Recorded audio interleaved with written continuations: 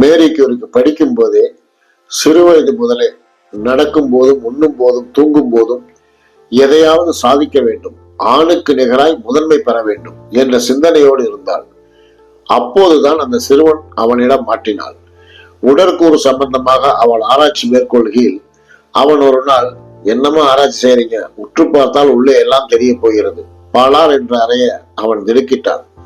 ஒரு நாள் அவன் மொட்டை மாடியில் நடுப்பகலில் வானத்தை உற்று நோக்குவதை, கண்களில் வழியும் நீரையும் பொருட்படுத்தாமல் சூரியனை உற்று நோக்குவதை பார்த்து மிரண்டாள். என்ன என்று கேட்டால் அவன் மறைத்தான். பின் அவனை அழைத்து போய் கெஞ்சி கூத்தாடி, நான் ஒன்றும் செய்ய மாட்டேன், எல்லோருமே உன்னை பற்றி சொன்னார்கள், நான் பெரிதாய் எடுத்துக்கொள்ளவில்லை, என்ன அது?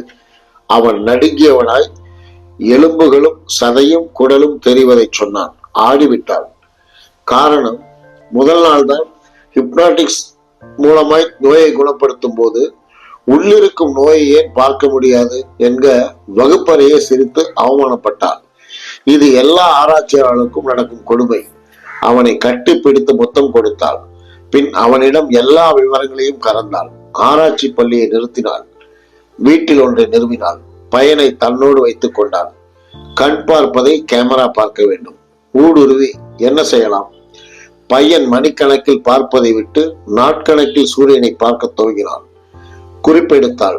5 மாதங்கள். ஒரு நாள் பையன் சூரிய ஒளியை போன்றே கதிரை பொசுக்குனா மனுஷன் மேல பாய்ச்சுங்கள் என்றான்.